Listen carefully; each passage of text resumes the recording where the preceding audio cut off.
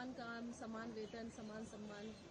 देखिए, मैं ये समझता हूँ जो कर्मचारी है, सरकारी कर्मचारी की संख्या बहुत कम है, 2% सरकारी नौकरियां, लेकिन उसके अलावा भी एक बहुत बड़ा सेक्टर जिसको हम प्राइवेट सेक्टर कहते हैं, और संविदा, ठेकेदारी, आउटसोर्सिंग के जरिए भी बहुत सारे कर्मचारी काम कर रहे हैं। उसी काम को सरकारी कर्मचारी 8 घंटे करता है, उसको 50,000 रुपये मिलते हैं।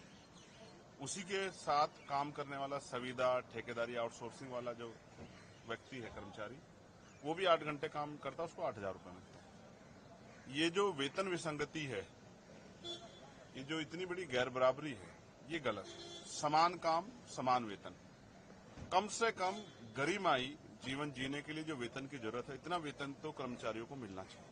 आप ये महसूस कीजिए, जैसे पुलिस है, पुलिस के कर्मचारियों को 50,000 रुपये तनख्वाह मिलती है, होमगार्ड को 10-12,000 रुपये मिलती है, 16,000 रुपये मिलती है, पीआरडी के जवान को उससे भी कम मिलती है।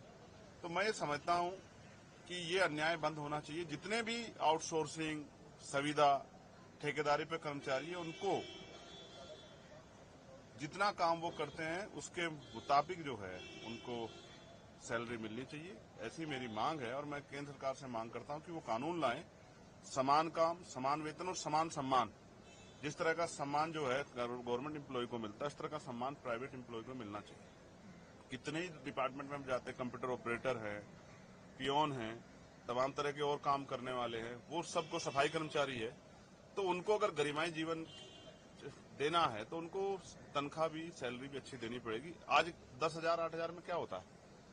किसी अच्छे स्कूल में अपने बच्चों को नहीं पढ़ा सकता आदमी। अगर कोई बीमार हो जाए तो 8,000 रुपये तो एक ही दिन में उड़ जाएंगे अस्पतालों में।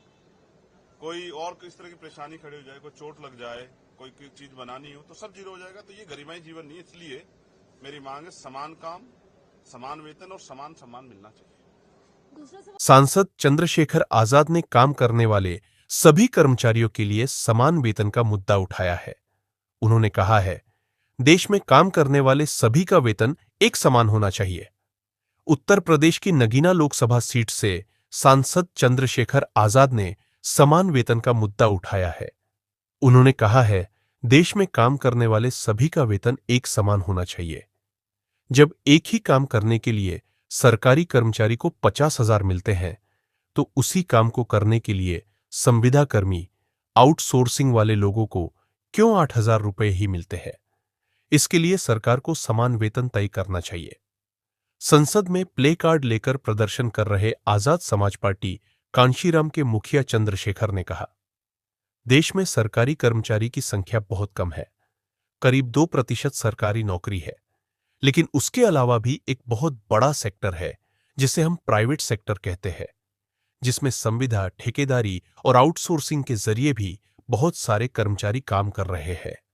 उसी काम को करने के लिए सरकारी कर्मचारी को 8 घंटे का 50,000 का वेतन मिलता है, जबकि उसी के साथ काम करने वाला संविदा वाले को, कर्मचारी को 8 घंटे का 8,000 मिलता है। काम के हिसाब से मिलनी चाहिए तनख्वाह। चंद्रशेखर उन्होंने आगे कहा, ये जो वेतन के बीच गैप नजर आ रहा है, ये पूरी तरह से गलत है। समान काम, समान वेतन, गरिमाई जीवन जीने के लिए जो वेतन की जरूरत है, कम से कम उतना वेतन तो कर्मचारियों को मिलना ही चाहिए।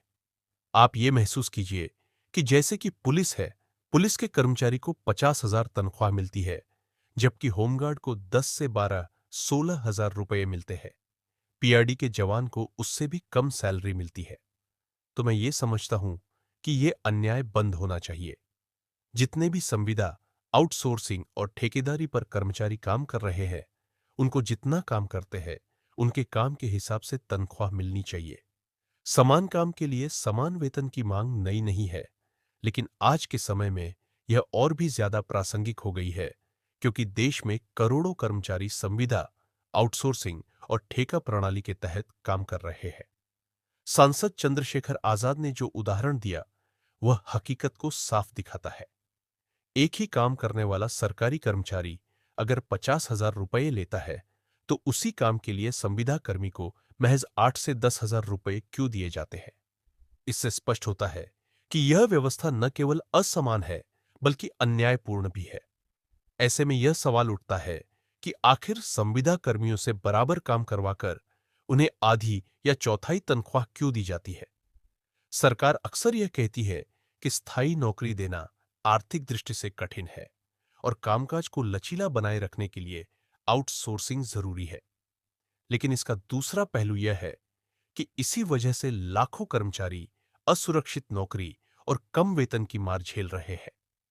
एक तरफ सरकारी कर्मचारी सुविधाओं और भत्तों के साथ सुरक्षित नौकरी कर रहा है, वहीं दूसरी तरफ संविदा कर्मी असमान वेतन, नौकरी का असुरक्षा और सामाजिक सुरक्षा के अभाव में जी रहा है। समान काम समान वेतन का सिद्धांत भारतीय संविधान के नीति निदेशक तत्वों में शामिल है। सुप्रीम कोर्ट भी कई बार इस पर टिप्पणी कर चुका है कि समान काम करने वाले कर्मचारियों के वेतन में बड़ा अंतर उचित नहीं है। बावजूद इसके अब तक कोई ठोस नीति नहीं बनी है। इस अंतर का असर समाज पर भी दिखता है। जब एक ही ऑफिस या एक ही फील्ड में काम करने वाले दो लोगों को इतना बड़ा वेतन अंतर मिलता है, तो इससे असंतोष, हताशा और विद्रोह की भावना पैदा होती है। यही वजह है कि संविदा और आउटसोर्सिंग कर्मचारी बार बार आंदोलन करते हैं। चंद्रशेखर आजाद जैसे नेता इस मुद्दे को उठाकर दबे कुचले वर्ग की आवाज बन रहे हैं। लेकिन सवाल यह है कि क्या यह मुद्दा केवल बहस तक सीमित रहेगा या फिर सरकार वाकई में संविदा और आउटसोर्सिंग कर्मियों के लिए एक ठोस नीति बनाएगी? सरकार चाहे तो काम के हिसाब से न्यूनतम मानक वेतन तय कर सकती है, जिससे कर्मचारियों को न्याय मिल सके। कुल मिलाकर यह मुद्दा केवल वेतन का नहीं, बल्कि सम्मान और समानता का भी है। संविदा, आउटसोर्सिंग और ठेका कर्मचारियों को काम के हिसाब से वेतन देने की व्यवस्था बनाना समय की मांग है। अगर ऐसा नहीं हुआ तो एक तरफ विशेषाधिकार प्राप्त वर्ग और दूसरी तरफ शोषित वर्ग के बीच की खाई और गहरी होगी।